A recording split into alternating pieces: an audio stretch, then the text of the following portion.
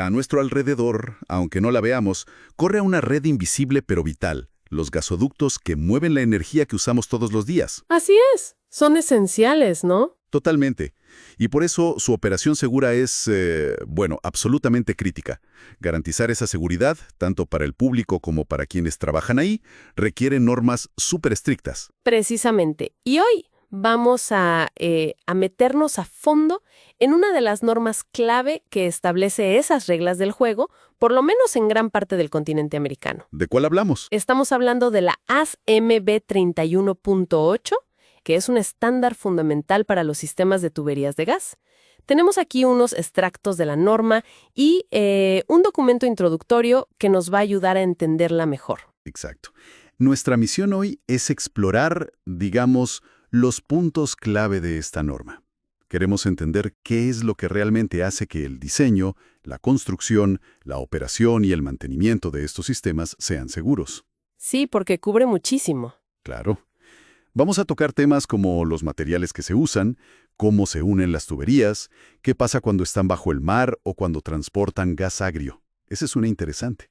Uf, sí, el gas agrio es todo un tema. Y también por qué es tan importante saber dónde está ubicada exactamente una tubería. La idea es obtener una comprensión, clara y útil de una norma que de otra manera podría parecer muy técnica, muy compleja. Y lo es, ¿eh? Es un documento denso, sin duda, pero es el resultado de décadas de experiencia en ingeniería. Cada requisito está ahí por una razón, generalmente aprendida a través de la práctica y, a veces de incidentes pasados, lamentablemente. Bueno, vamos a desglosar esto. Empecemos por lo básico, ¿te parece? ¿Qué cubre exactamente esta norma B31.8? ¿Y desde cuándo existe? Mira, en esencia, la norma cubre todo el ciclo de vida de un gasoducto. O sea, desde que se concibe en papel, el diseño, hasta que deja de operar. Todo el ciclo. Todo. Incluye el diseño, los materiales que eliges, cómo se fabrica la tubería, cómo se instala en campo, las inspecciones y las pruebas que se le hacen antes de ponerla en servicio, y muy importante, también establece los requisitos para operarla y mantenerla de forma segura durante toda su vida útil. Entiendo. Y mencionabas que tiene historia. No es algo nuevo, ¿verdad? Para nada. Sus raíces se remontan a los años 30 del siglo pasado. Imagínate, ha ido evolucionando constantemente a través de revisiones periódicas, incorporando nuevos conocimientos, tecnologías, lecciones aprendidas. Claro, se va actualizando. Exacto. Pero el objetivo central siempre ha sido el mismo: proteger al público y a los trabajadores. Eso es lo primordial. Tiene sentido. ¿Y cómo se organiza toda esa información para que sea, útil, manejable? Pues mira, la norma tiene una estructura bastante definida. Además del cuerpo principal con los requisitos, incluye apéndices. Algunos son obligatorios, o sea, mandatorios. Hay que cumplirlos sí o sí. Ajá. Mientras que otros son recomendaciones o guías, no mandatorios. También existe un sistema formal para pedir interpretaciones si algo no está claro o para tratar casos específicos que quizás no estén cubiertos directamente. Ah, o sea que si hay dudas, se puede preguntar. Sí, hay un canal formal e incluso utiliza diagramas, fíjate, diagramas de alcance para definir visualmente hasta dónde aplica la norma, asegurando que no haya confusiones sobre qué instalaciones cubre y cuáles no. Parece un sistema muy completo para evitar ambigüedades. Ok, ahora, si pensamos en construir un gasoducto, lo primero son los materiales, ¿no? Los ladrillos del sistema. ¿Qué pide la norma sobre esto? Aquí la norma es fundamental. Todos los materiales y equipos deben ser adecuados para el trabajo. Tienen que cumplir con especificaciones técnicas reconocidas, como las de API para tuberías de acero o las de ASTM para ciertos tipos de plásticos que también se usan en distribución, como el polietileno. Polietileno, ok. Exacto. No se puede usar cualquier tubo o cualquier válvula. Incluso si se considera reutilizar tubería que ya ha estado en servicio, hay condiciones muy, muy estrictas que cumplir para asegurarse de que todavía es segura. Tiene lógica. ¿Hay algún aspecto de los materiales que sea especialmente crítico? ¿Algo a lo que haya que prestarle mucha atención? Definitivamente. El control de la fractura en las tuberías de acero. A ver, el acero, bajo ciertas condiciones, especialmente a bajas temperaturas, puede volverse frágil y romperse súbitamente. ¿Como un cristal? Algo así, una fractura frágil. Para evitar esto, la norma exige asegurarse de que el acero tenga suficiente tenacidad, es decir, capacidad de absorber energía sin fracturarse. Esto se verifica con pruebas específicas, como la prueba de impacto Charpy. Charpy, me suena. Sí, es muy conocida. Básicamente mide qué tan resistente es el acero a romperse de forma frágil cuando hace frío. Es vital para prevenir fallas catastróficas. Entiendo.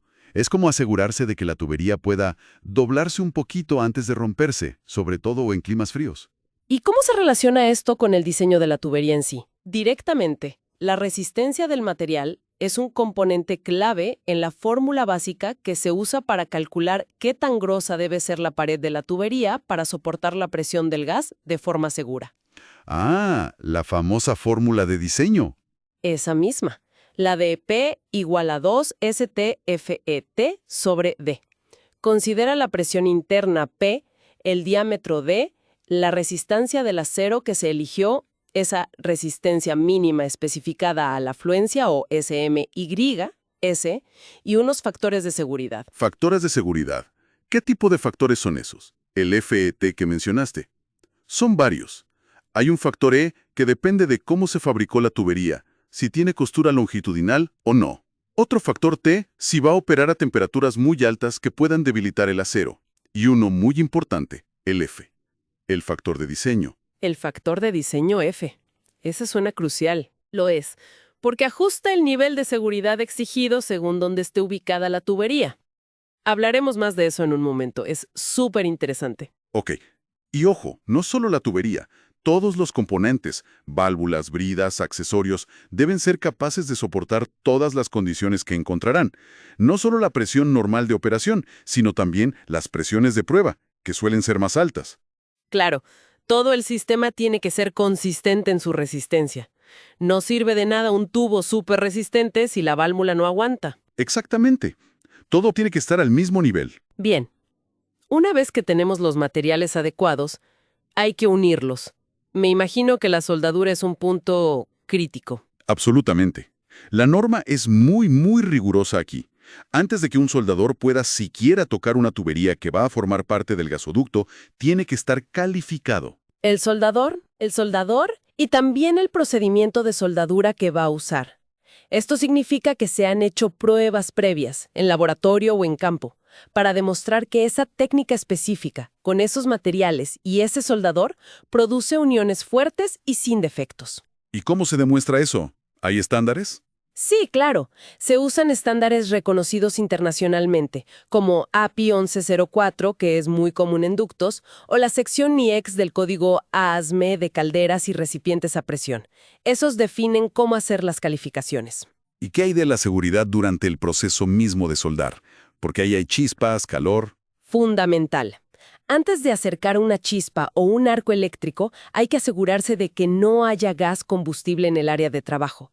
Puede parecer obvio, pero es un requisito explícito y vital. Cero gas. Tiene todo el sentido del mundo. ¿Hay otros procesos importantes relacionados con la soldadura que mencione la norma? Sí, a veces, después de soldar, es necesario realizar un tratamiento térmico llamado alivio de tensiones o stress relieving. Alivio de tensiones. ¿Para qué sirve? Mira, cuando sueldas, el metal se calienta y se enfría muy rápido, ¿no? Eso puede dejar tensiones internas atrapadas en la zona de la soldadura y alrededor. Estas tensiones residuales pueden ser un punto débil, un lugar donde podría iniciarse una fisura más adelante. Ah, como un punto de estrés acumulado. Exacto. El alivio de tensiones consiste en calentar la zona de forma controlada, siguiendo una rampa de calentamiento, mantenerla a una temperatura alta específica por un tiempo determinado y luego enfriarla lentamente, también de forma controlada. Esto permite que el metal se relaje, por decirlo así, y se reduzcan esas tensiones internas. Interesante. Es como un masaje técnico para el metal después del estrés de la soldadura. Jaja, algo así, sí. Otro aspecto importante son las conexiones. Por ejemplo, cuando unes una tubería más pequeña a una principal, lo que se llama una derivación o un ramal. Sí, las conexiones en T, por ejemplo. Exacto. Al hacer el agujero en la tubería principal para conectarla a otra, debilitas esa zona, quitas material resistente. Por eso, la norma exige añadir un refuerzo alrededor de la conexión. Un parche, una placa. Puede ser una placa, un collarín soldado, hay varios tipos. La idea es compensar el material que se quitó y asegurar que la unión sea tan fuerte como la tubería principal original. Hay figuras y diagramas en la norma que muestran exactamente cómo deben hacerse estos refuerzos. Entendido. Todo enfocado en mantener la integridad estructural, que nada falle. Ahora, cambiemos un poco el enfoque. Los gasoductos no existen en el vacío. Están en un entorno. ¿Cómo influye ese entorno en el diseño según esta norma? Aquí es donde entran las famosas clases de localización, ¿verdad? Correcto. Y aquí es donde se pone realmente interesante cómo la norma gestiona el riesgo asociado a la población cercana. A ver, cuéntame. Las clases de localización, que van de 1 a 4, clasifican el área por donde pasa el gasoducto según cuánta gente vive o trabaja cerca. Una clase 1 es básicamente una zona rural, desértica, muy despoblada. Campo abierto. Exacto. Una clase 4, en cambio, es una zona urbana densa, con muchos edificios de varios pisos, mucha gente. Piensa en el centro de una ciudad grande. Las clases 2 y 3 son intermedias. Ok. 1 es poco poblado, 4 es muy poblado. ¿Y eso qué implica? Implica muchísimo. Esta clasificación no es solo descriptiva.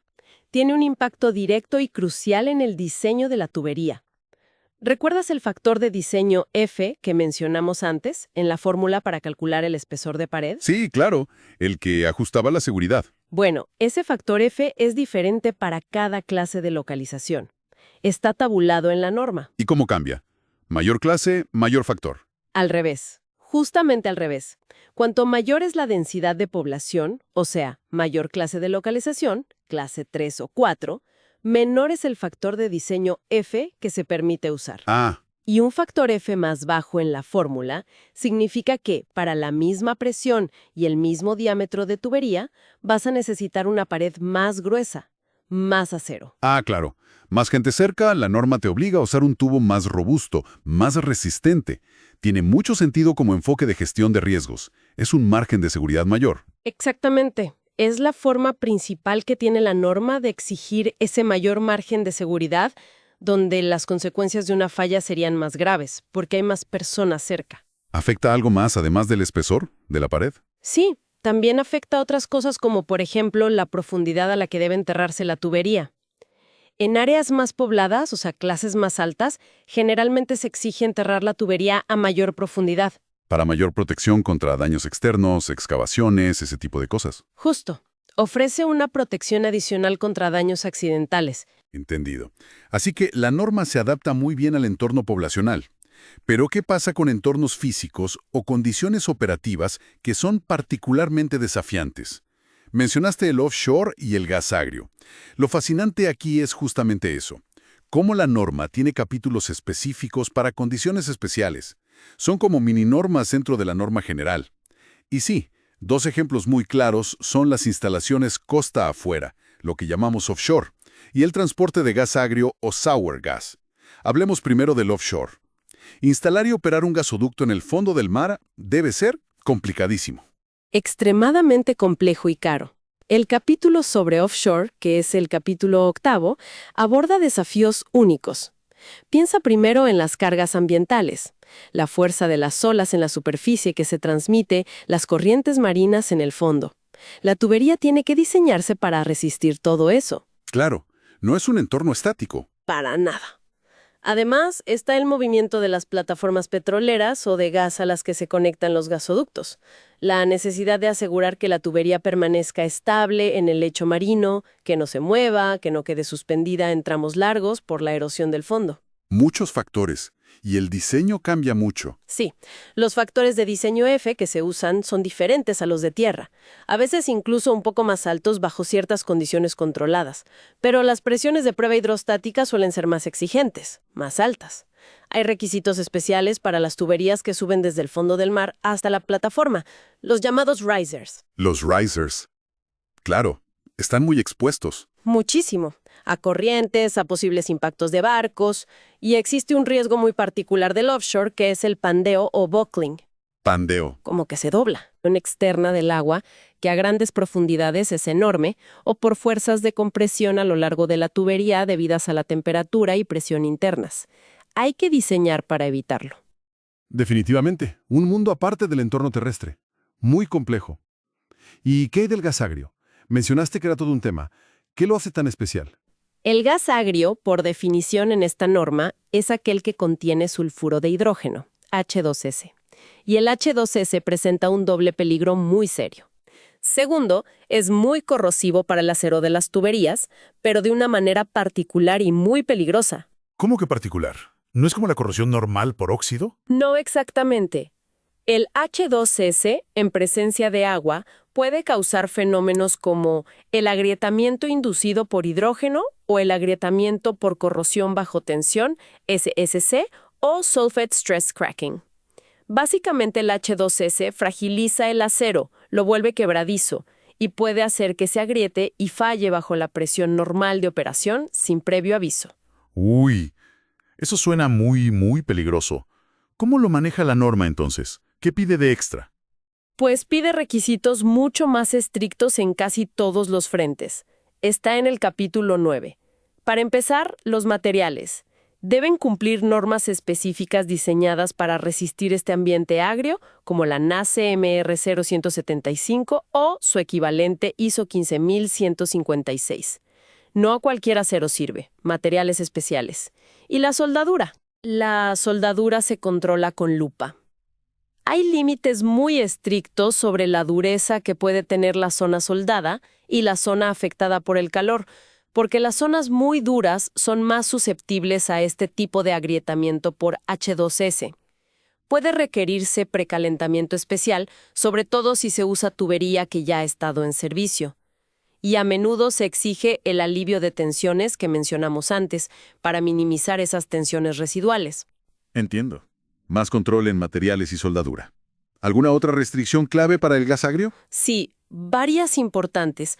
Por ejemplo, se prohíbe usar el factor de diseño más alto, F igual a 0.80, que a veces se permite en tierra firme, en zonas clase 1. Esto impone un mayor margen de seguridad inherente, usando paredes más gruesas. Más seguridad por diseño. Exacto. Además, se exige una planificación de emergencia extremadamente detallada. Esto incluye calcular el radio de exposición, ROE, al H2S. ¿Radio de exposición? Sí, es un cálculo para estimar qué área alrededor de la tubería podría verse afectada por concentraciones peligrosas de H2S en caso de una fuga o ruptura. Y en base a eso, hay que planificar las respuestas de emergencia, evacuaciones, coordinación con autoridades, todo. Una planificación muy específica por la toxicidad. Muy específica. Y hay una prohibición explícita de usar ciertos tipos de contenedores o almacenamientos hechos de tramos de tubería sellada, los llamados pipe type o bottle type holders, para almacenar gas agrio. Demasiado riesgo. Queda clarísimo que tanto el mar como el gas agrio imponen desafíos enormes que requieren medidas de seguridad adicionales muy significativas. Ahora, supongamos que ya diseñamos la tubería, considerando todo esto, la clase de localización, si es offshore, si lleva gas agrio. ¿Qué dice la norma sobre cómo instalarla correctamente en el campo, probarla y luego operarla día a día de forma segura? Bueno, la fase de construcción es crítica, obviamente. La norma exige una inspección continua mientras se instala la tubería. No es ponerla y ya, hay que vigilar todo el proceso. ¿Qué tipo de cosas se vigilan? Muchas. Por ejemplo, si se necesita curvar la tubería para seguir el trazado del terreno, hay que asegurarse de que se haga correctamente, sin que se formen arrugas o dobleces demasiado pronunciados que podrían debilitarla. Si durante el manejo o la instalación se producen daños como abolladuras o rayones profundos, goos o dents, hay criterios muy específicos para evaluar si son aceptables, si se pueden reparar o si hay que cortar y descartar ese tramo de tubería. Mucha atención al detalle durante la instalación. Mucha. También el relleno de la zanja donde va la tubería, el backfilling, debe hacerse con cuidado para no dañar el tubo ni su recubrimiento anticorrosivo, que es vital. Y antes de meter gas por primera vez, hay que sacar todo el aire de la tubería de forma segura, lo que se llama purga. No quieres mezclas explosivas de aire y gas. Claro. Y una vez instalada, hay que probarla, ¿no? Antes de meterle el gas para operar. Exacto. Antes de ponerla en servicio comercial, vienen dos pruebas fundamentales, mandatorias. Primero, una prueba de resistencia. La hidrostática. Generalmente sí, es la más común y recomendada. Se llena la tubería con agua y se la presuriza a un nivel significativamente mayor que la presión máxima a la que operara con gas. Los niveles exactos dependen de la clase de localización y otros factores. Están en tablas. Esto demuestra que la tubería, incluyendo las soldaduras, es lo suficientemente fuerte. Aguanta más de lo que necesita en operación normal. Eso es. Y segundo, una prueba de hermeticidad, para asegurarse de que no haya fugas, que todo el sistema esté estanco. Puede ser parte de la misma prueba hidrostática o una prueba separada, a veces con aire o gas inerte a menor presión, dependiendo del tipo de sistema. Ok, tubería instalada, probada y sin fugas. ¿Y después? ¿Cómo se asegura la operación segura a largo plazo? Durante años o décadas. Ahí entra en juego todo el capítulo de operación y mantenimiento, el capítulo 5, que es extensísimo. Lo primero y fundamental es que el operador del gasoducto debe tener un plan escrito y detallado para todas las actividades de OIM. No se puede improvisar. Un manual de operaciones y mantenimiento. Exacto. Un plan vivo que se actualiza. Este plan debe cubrir desde las tareas rutinarias hasta cómo responder en caso de una emergencia. Los procedimientos de emergencia deben estar muy claros. ¿Qué hacer? ¿Quién hace qué? ¿Cómo coordinarse con bomberos, policía, protección civil? ¿Y el entrenamiento? También. Incluye cómo entrenar al personal propio y también programas para educar al público que vive o trabaja cerca de la línea sobre qué hacer y a quién llamar si sospechan una fuga. Muy completo. ¿Y qué tipo de tareas de mantenimiento rutinario se incluyen en ese plan? Son muy variadas y continuas. Por ejemplo, patrullar regularmente la ruta del gasoducto. Puede ser a pie, en vehículo, incluso aéreo. ¿Para buscar qué? Para detectar cualquier cosa inusual, construcciones no autorizadas cerca de la línea, signos de erosión del terreno que puedan exponer la tubería, vegetación muerta que podría indicar una fuga, olores, ruidos, cualquier cosa fuera de lo normal. Vigilancia constante. Constante. Realizar inspecciones periódicas con equipos especiales para detectar fugas de gas que no se ven ni se huelen. Hay diferentes tipos de equipos y la frecuencia y el tipo de inspección dependen del riesgo de la zona, de la clase de localización. ¿Y la corrosión? Mencionaste que el recubrimiento y la protección catódica eran vitales. Absolutamente crucial. El control continuo de la corrosión es una parte enorme del OIM. Las tuberías de acero enterradas llevan ese recubrimiento externo, pero también se les aplica protección catódica. Es un sistema que usa una corriente eléctrica de bajo voltaje para evitar que el acero se corroa. Como sacrificar otro metal o imponer una corriente. Exacto. Hay sistemas galvánicos o de corriente impresa, y hay que monitorear periódicamente que estos sistemas estén funcionando correctamente, midiendo potenciales eléctricos a lo largo de la línea. Si el gas que se transporta es corrosivo por dentro, también hay que monitorear la corrosión interna, quizás con cupones de corrosión o inspecciones internas, y a veces usar inhibidores químicos. Parece un trabajo que no termina nunca, de vigilancia continua. Lo es, definitivamente lo es. También hay que gestionar los cambios a lo largo del tiempo. Si una zona que antes era rural, clase 1, empieza a urbanizarse y la densidad de población aumenta tanto que cambia a clase 2 o 3... La clase de localización puede cambiar con el tiempo. ¡Claro! Y si eso pasa, el operador tiene la obligación de reevaluar si la tubería sigue siendo segura para operar a la misma presión o si necesita tomar medidas. ¿Como reducir la presión de operación? Podría ser una opción, o hacer pruebas de presión más exigentes, o incluso, en casos extremos, reemplazar ese tramo de tubería por uno de pared más gruesa que cumpla con los requisitos de la nueva clase. O sea, la seguridad se tiene que mantener aunque el entorno cambie. Siempre. Y finalmente, algo importantísimo que está en OIM son los programas de prevención de daños por excavaciones de terceros. Los golpes de las excavadoras. Exacto, que son una de las principales causas de incidentes graves en gasoductos. La norma exige que los operadores tengan programas para interactuar con empresas constructoras, excavadores, autoridades locales y el público en general, para que sepan dónde están las tuberías y llamen antes de excavar. Marcar las líneas, coordinar trabajos, es fundamental. Realmente es un ciclo completo, ¿eh? Desde la idea inicial, el diseño súper cuidadoso, la selección de materiales, la construcción vigilada, las pruebas rigurosas y luego el cuidado diario durante décadas. Impresionante. Sí, es un enfoque muy integral. Bien, creo que estamos llegando al final de nuestra exploración de hoy. Recapitulando un poco, ASME 31.8 es claramente una norma muy completa que además ha ido evolucionando con el tiempo y es fundamental para que los gasoductos operen de forma segura y confiable, Sin duda. al entorno y a las condiciones, hasta construir con cuidado, soldar perfectamente, probar rigurosamente y luego mantener de forma proactiva a lo largo de toda la vida útil del sistema. Exacto. Entonces, ¿qué significa todo esto en la práctica? Significa que el transporte de gas, que sí, tiene riesgos inherentes, se gestiona mediante un enfoque sistemático y muy riguroso. Un enfoque basado en principios de ingeniería sólidos y, como decíamos, décadas de experiencia acumulada, tanto buena como mala. Un enfoque que busca equilibrar muchas cosas a la vez, me parece. Seguridad, confiabilidad, practicidad. Precisamente. Hay que equilibrar constantemente la seguridad, que siempre es lo primordial, con la confiabilidad del suministro de energía, que también es esencial, y con la viabilidad práctica y económica de construir y operar estos sistemas. Y hay que hacerlo en entornos muy diversos, en tierra firme, bajo el mar, transportando gas limpio o gas muy corrosivo y tóxico como el agrio. Y la clave parece ser que asegurar la integridad no es algo que haces una vez y te olvidas. Para nada. Es un proceso continuo. Requiere esa operación y mantenimiento proactivos que mencionamos, las patrullas, las inspecciones de fugas, el monitoreo de corrosión.